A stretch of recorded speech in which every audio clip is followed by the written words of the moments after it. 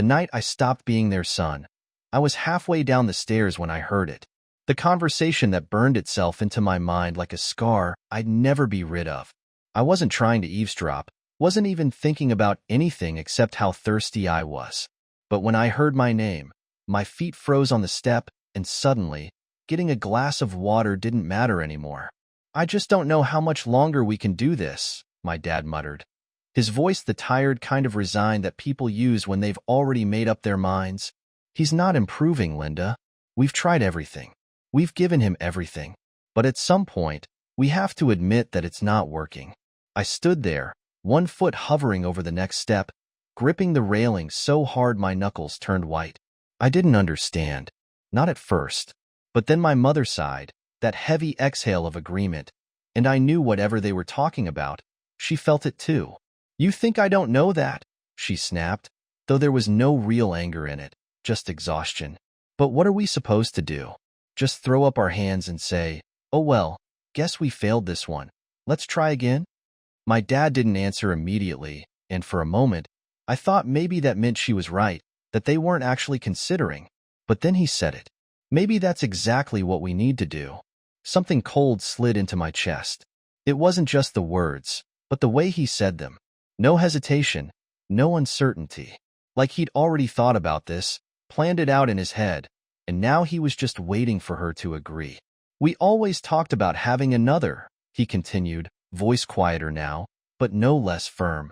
"And maybe it's not too late. Maybe if we—" He stopped, then sighed.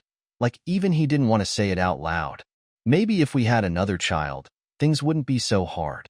Maybe we'd get it right this time." My mother didn't respond right away, and I stood there, trapped between the next step and the urge to run back to my room and pretend I never heard any of this. But I had heard it, and the longer the silence stretched, the more I realized she wasn't disagreeing with him. She wasn't calling him cruel or heartless. She wasn't saying, "Mark, how can you even think that? He's our son." Instead, she let out a slow, defeated breath and whispered, "I just don't want to fail again." That was when I realized it. They weren't debating whether or not they could handle me. They weren't wondering if maybe I needed more time, more patience, more love. No, they had already made their decision. In their minds, I was done. I was a mistake they'd rather leave behind, something they wanted to erase and start over. I didn't even realize my hands were shaking until I tried to take another step and the movement sent my whole body trembling. My foot slipped on the polished wood, and before I could stop myself, I lost my balance. The railing scraped against my palm as I grabbed for it, but it was too late. My weight tipped forward, and the next thing I knew, I was tumbling down the last few steps, my body hitting the floor with a loud, echoing thud. Both my parents shot up from the couch, startled, their conversation immediately forgotten. My mom's eyes widened when she saw me sprawled at the bottom of the stairs, her mouth parting in shock. "Ethan," she breathed, already stepping toward me. "Are you?" I scrambled to my feet, ignoring the dull pain in my elbow where I'd landed on it. "So that's it?" My voice came out rough, barely controlled, my breath shaking with the force of keeping myself together. "You're just, what? Replacing me?" A flicker of something, maybe guilt, maybe just panic at being caught, flashed across my mom's face, but she quickly smoothed it away. "Ethan, sweetheart, you weren't supposed to." "I wasn't supposed to hear it?" I cut her off, laughing hollowly, my hands balling into fists at my sides. "That's what you're worried about? Not the fact that you're actually talking about getting rid of me like I'm some kind of defective product." "That's not what we said," my dad snapped, his voice sharper now, more defensive.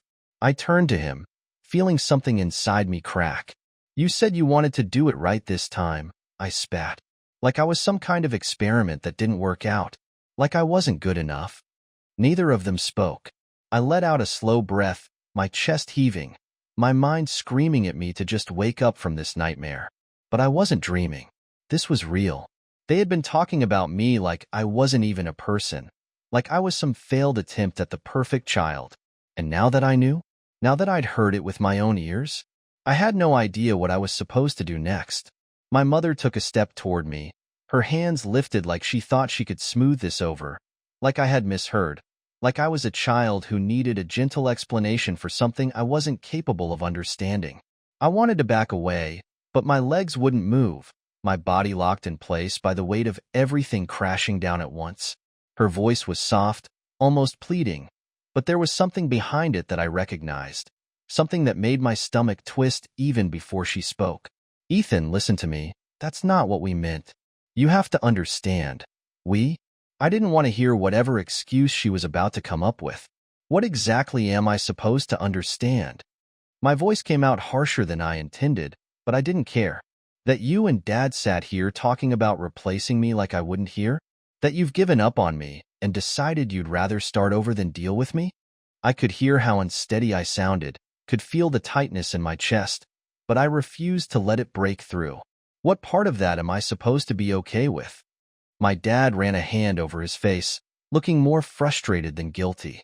"This is exactly what we're talking about," he muttered under his breath, shaking his head. "You always take everything the worst possible way." He didn't look at me when he said it, just exhaled sharply and turned toward the kitchen, like he was already done with this conversation. Something snapped inside me. "I heard you," I bit out, my hands clenching at my sides. "You think I'm stupid? You think I don't know what it means when my own parents are sitting in the living room discussing how much easier life would be without me?" My mother looked genuinely hurt, like I was the one saying something cruel. "That's not fair," she whispered. "That's not what we were saying at all. We love you, Ethan. We're worried. We want you to have a good life, to be happy, and sometimes it feels like no matter what we do, we can't give you that." I let out a bitter laugh, my hands shaking from the effort of holding myself together. "Right.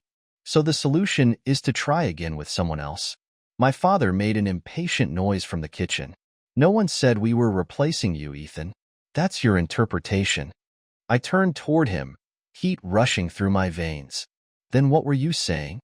I demanded, my voice rising. "Go ahead. Explain it to me. Because from where I'm standing, it sounds like you've decided I'm a lost cause." He finally looked at me then, his expression tired, like he had already spent too much energy on this and didn't have any left to care.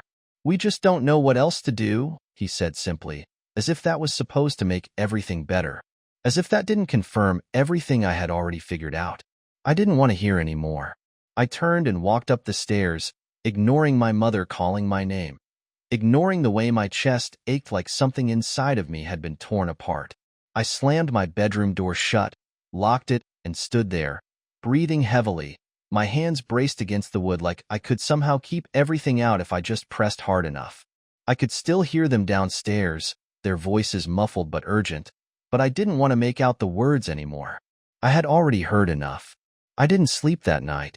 I sat on the edge of my bed, staring at the darkened screen of my phone, my mind cycling through every interaction, every moment of my childhood that suddenly felt different now that I knew what they really thought of me. Every time they looked at me with disappointment, every argument where they acted like I was the problem, every time I had tried to be better, to make them proud, only to feel like it was never enough. By the time the sun started peeking through the blinds, I felt like I had lived a lifetime in one night. My body ached from how tense I had been.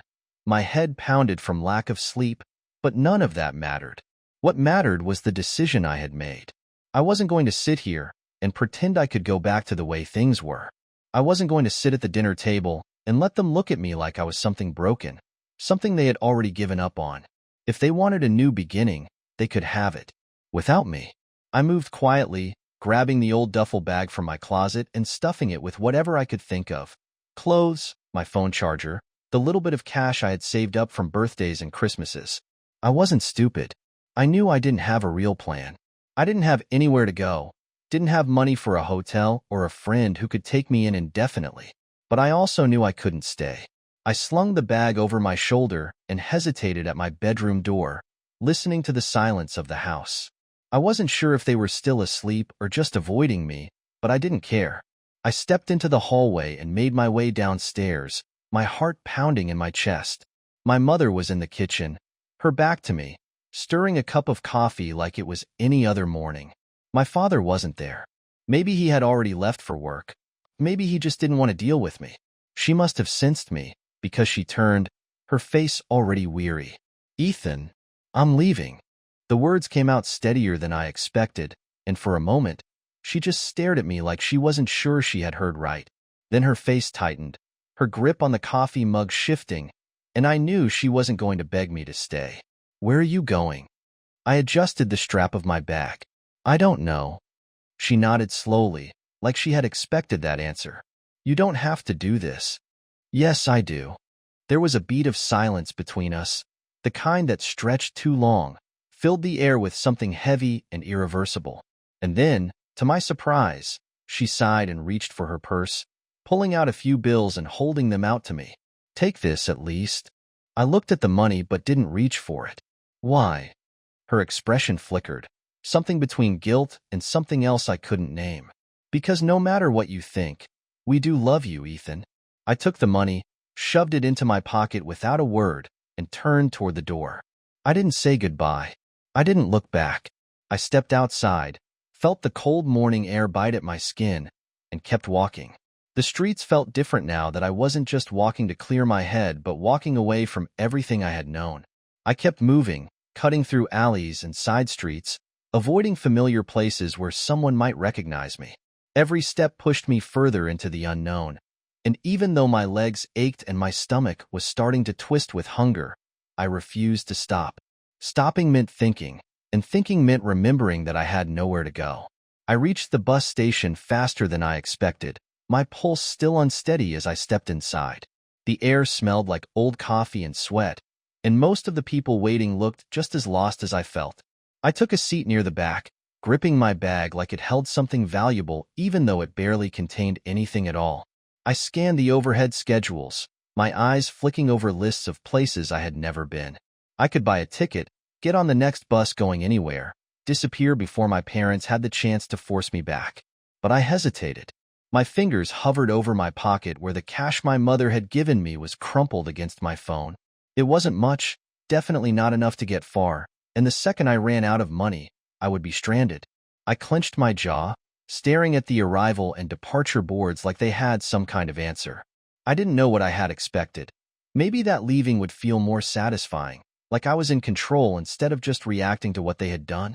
A voice snapped me out of my thoughts, and I turned to see a man standing nearby, his clothes wrinkled, his hair unkempt, a travel bag slung over his shoulder.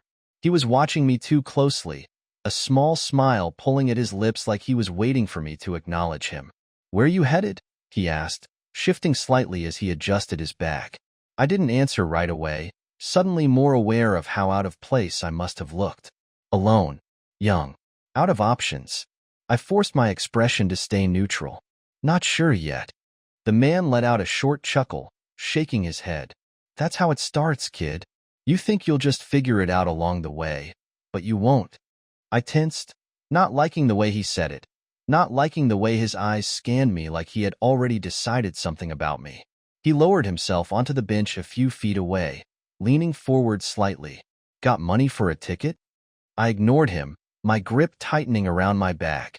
He hummed, like my silence was the answer he expected. Smart kid, like you should be careful. Lot of people out there willing to take advantage of someone looking for an escape. I pushed myself up from the bench, slinging my bag over my shoulder. I'm fine. The man raised his hands in mock surrender, laughing under his breath. Suit yourself. Just don't say no one warned you. I turned away quickly, my heart pounding harder than before as I made my way to the other side of the station. I needed to get out of here. I wasn't safe here, not in the way I had convinced myself I would be. I pulled out my phone, my hand still unsteady as I hesitated over Lucas's name. I didn't want to call him, didn't want to admit that I had left without a plan, but my options were disappearing fast. I texted him instead. Me, bus station. Less than a minute later, my phone buzzed. Lucas, stay there. I'm coming. I let out a slow breath, sinking back onto another bench, this time away from the crowd, away from anyone who might try to start another conversation. I stared at the ground, my head pounding, my body aching from exhaustion I hadn't let myself acknowledge until now. I had left without a plan, without thinking about what came next. And now I had to face the fact that I wasn't as ready as I thought. Lucas's car pulled up 20 minutes later, his headlights cutting through the dim parking lot. He barely waited for me to open the door before he started talking. "You look like hell." I let out a short breath. "Yeah, well, it's been a hell of a night." He didn't take the bait, didn't joke, or try to lighten the mood. "What happened?" I didn't answer right away, watching the buildings blur past the window, the streetlights casting dull glows over everything. My fingers curled against my leg, a restless movement I couldn't stop. "I heard them talking," I muttered, my voice flat. "My parents. About me." Lucas didn't say anything, just waited. "They think I'm a failure. They want to start over.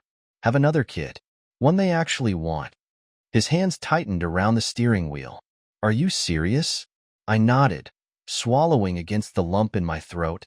They didn't know I was there. They were just talking like it was normal, like I wasn't even a real person, like I was something they regretted. Lucas let out a slow breath, his jaw tight. "So you left. What else was I supposed to do?" My voice rose slightly, frustration bubbling up even though I wasn't sure who it was aimed at. "Stay there and pretend like everything's fine?" He was silent for a moment, then sighed. "I get it. I do. But you can't just sit at a bus station forever." I exhaled sharply, running a hand through my hair. "I don't know what else to do." Lucas pulled into his driveway, cutting the engine before turning to face me fully. "Then let's figure it out." I sat there for a second, the weight of exhaustion settling deep in my bones. I wanted to argue, wanted to say that this wasn't his problem, but I was too tired. Without another word, I followed him inside. Lucas didn't ask anything when we got inside. He just tossed my bag onto the floor near his bed, grabbed 2 bottles of water from his mini fridge, and handed me one before sinking into his desk chair. I sat on the edge of his bed, twisting the cap open but not drinking, staring at the scuffed carpet while my brain refused to settle. The weight of everything was pressing down harder now that I wasn't moving, now that there was nothing to distract me from the reality of what I had done. I had left home without a plan, without money, without even knowing if I could survive on my own. It had felt like the only option at the time, the only way to keep my parents from deciding my future for me. But now that I was here, sitting in my best friend's room with no real next step, it didn't feel like a victory. Lucas cracked his water open and leaned back in his chair, watching me. He was giving me space to talk, waiting for me to be the one to start, but I didn't know what to say. I had already told him the most important part, what I heard, why I left. But that didn't mean I had processed it. He sighed after a few seconds, setting his bottle down on the desk. "So what now?" I swallowed, tightening my grip on the bottle. "I don't know." He ran a hand through his hair, exhaling sharply. "You know you can't stay here forever, right?" I nodded, avoiding his gaze.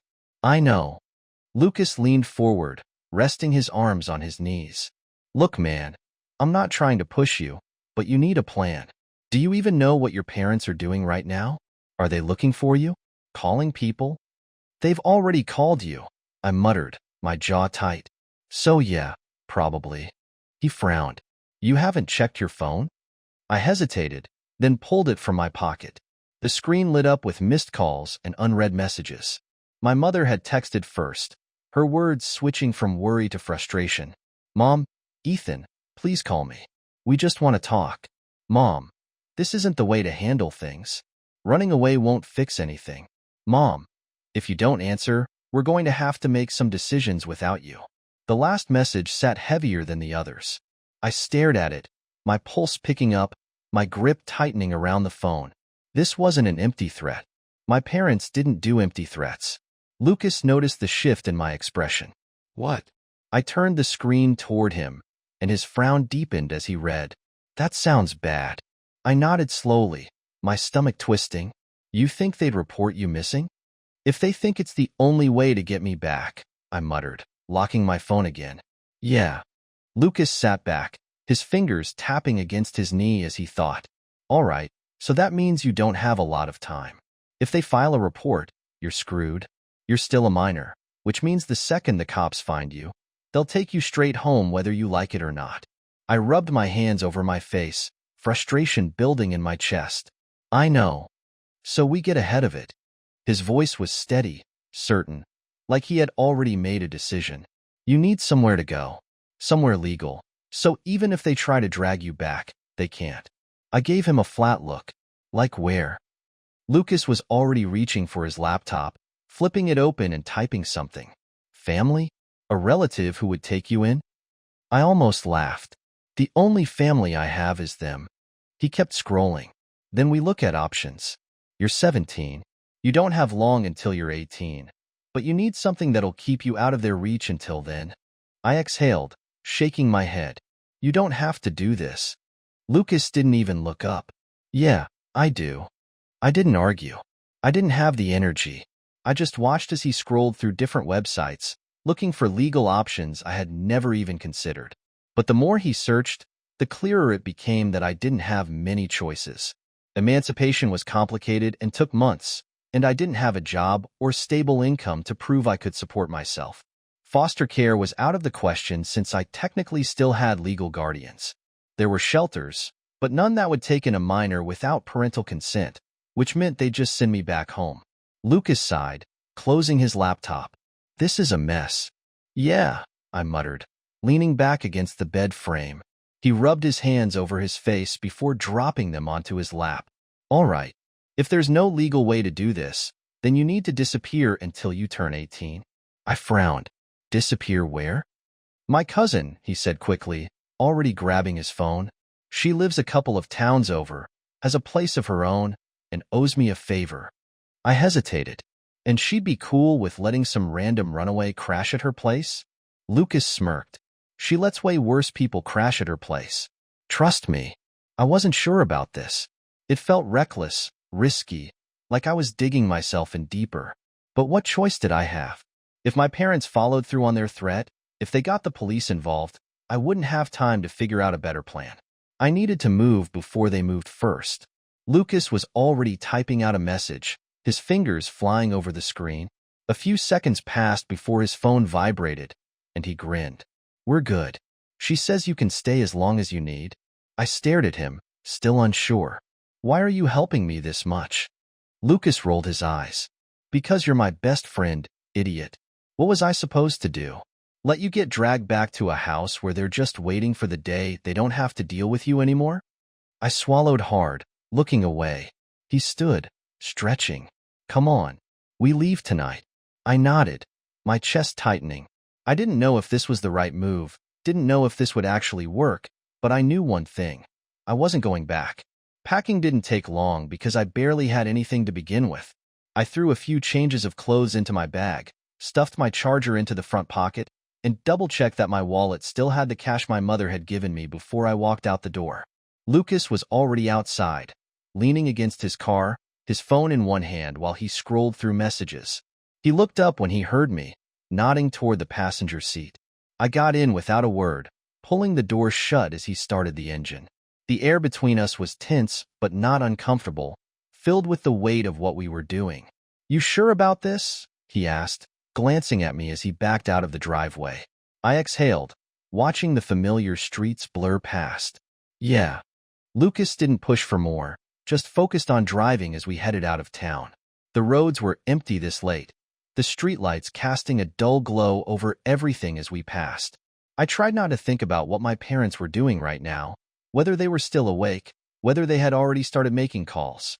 I had made my choice, and there was no turning back.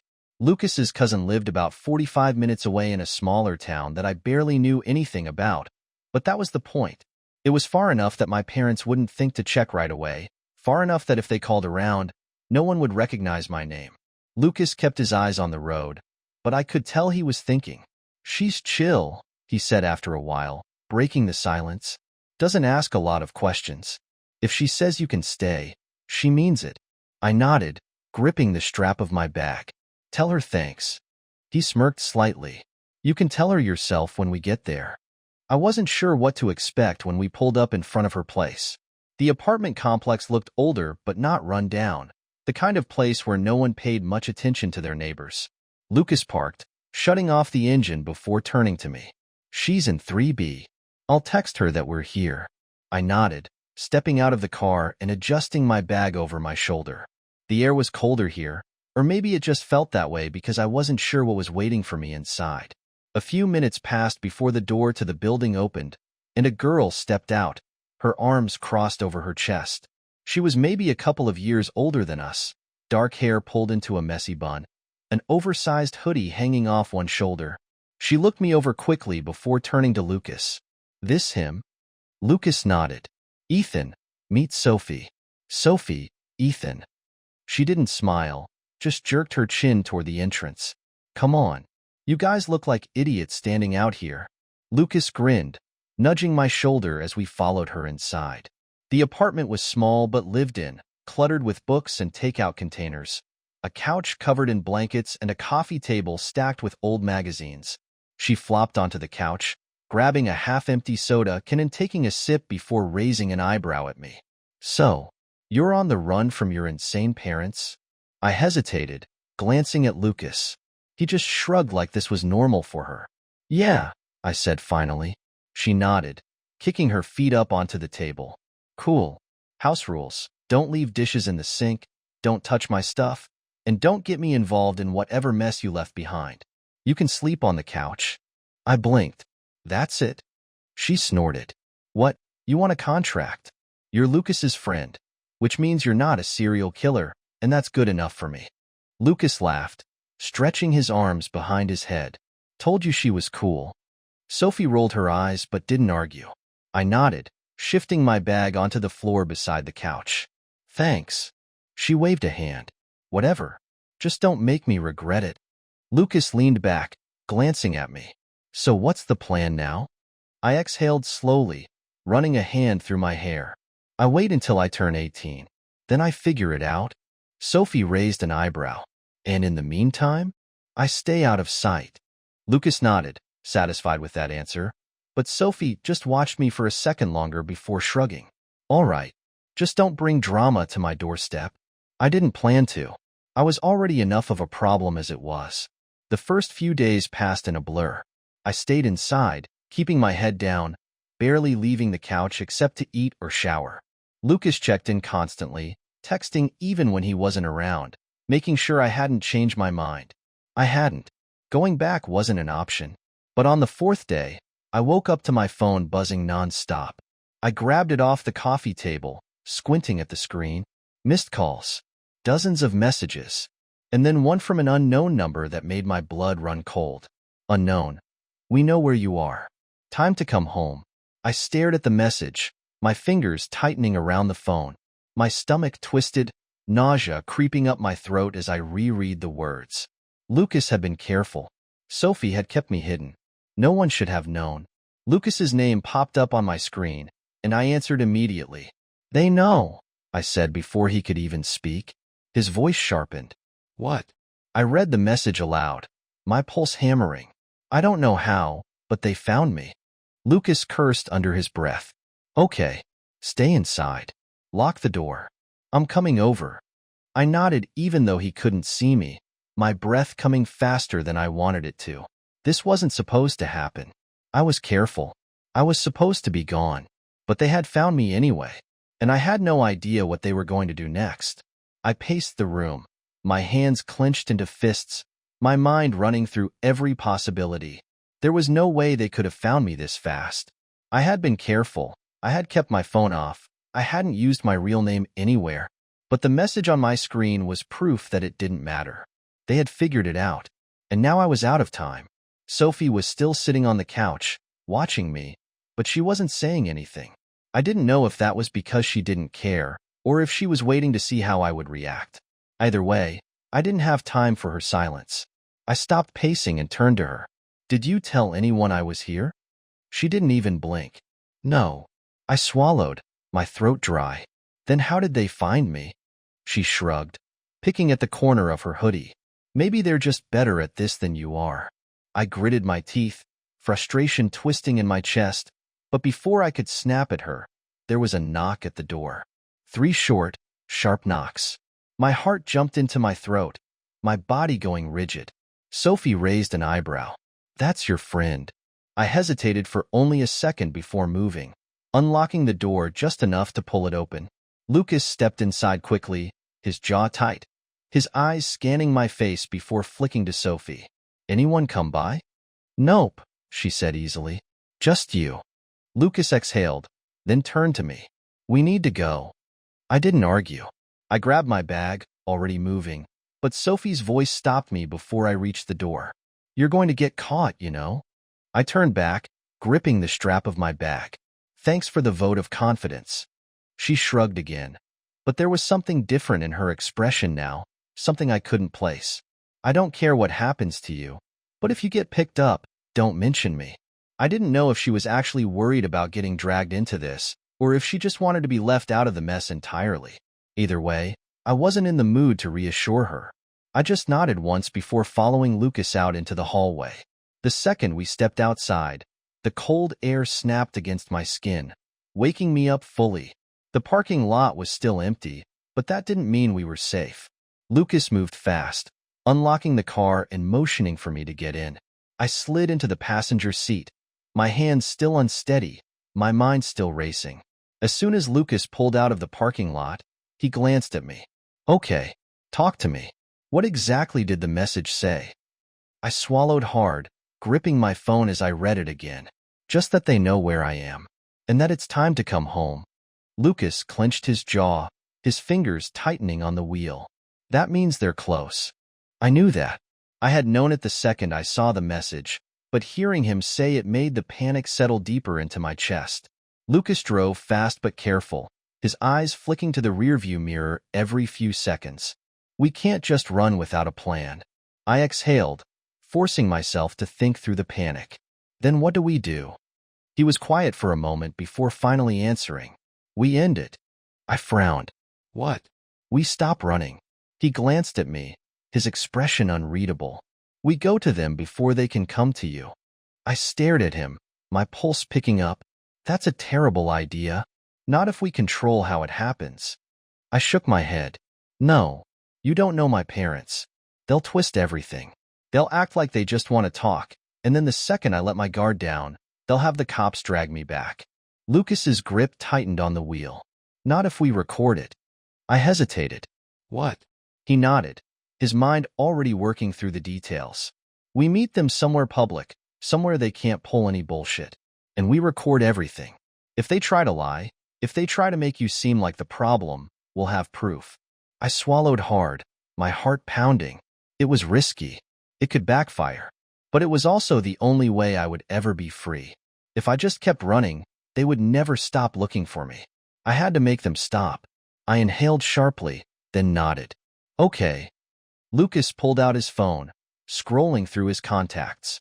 I'm calling them. Right now. I clenched my fists, bracing myself. Do it. Lucas tapped the screen, putting the phone on speaker. It rang twice before my mother's voice filled the car. Lucas? Her voice was breathless, anxious. Is Ethan with you? Lucas didn't look at me. Yeah. She let out a shaky breath. Thank God. Where are you? We'll come get him. Lucas kept his tone even. No. You don't call the cops. You don't bring anyone else. You meet us somewhere public, and we talk. That's it. She hesitated, and I could hear the calculations happening in her mind. She knew if she said no, she might lose me for good. Finally, she exhaled. Where? Lucas met my eyes. The diner on Oak Street. 1 hour. Silence. Then, finally, okay. Lucas hung up. I exhaled, pressing my hands against my knees to stop them from shaking. This was it. Either it worked, or I was done. There was no in-between. Lucas pulled into the parking lot of the diner exactly an hour later. My parents' car was already there. They were sitting inside, waiting. My stomach twisted as I reached for the door handle, but before I could move, Lucas grabbed my wrist. You ready? I forced myself to meet his eyes. I wasn't, but I nodded anyway. This was it. The moment I took my life back. Lucas let go of my wrist, but his gaze stayed locked on mine, waiting for some sign that I was going to change my mind. I didn't. I couldn't. I had spent too much time running, too much time reacting instead of taking control. My parents had made the rules my entire life, but this time, I was the one setting the terms. I grabbed my phone, tapped the recording app, and let it run before sliding it into my pocket. If they tried to twist my words, if they made this into something it wasn't, I would have proof. Lucas saw what I was doing and nodded approvingly before we both got out of the car. The diner was mostly empty except for a tired-looking waitress behind the counter and a couple of old men drinking coffee near the window. My parents were in a booth toward the back, my mother sitting stiffly with her hands clasped together while my father leaned back, arms crossed. My mother's eyes widened when she saw me, her expression filled with forced relief, like she had rehearsed this in the mirror before coming. My father's face stayed unreadable, but his jaw twitched slightly, the only sign that he wasn't as calm as he wanted to seem. Lucas and I slid into the booth across from them, and for a few seconds, no one spoke. The air was thick, heavy with everything that hadn't been said. My mother was the first to break the silence. "Ethan," she said, her voice soft, practiced. "We've been so worried." I kept my expression blank. "I don't believe that." She flinched, just barely, but quickly recovered. "Sweetheart, we just want you to come home. We can work through this together."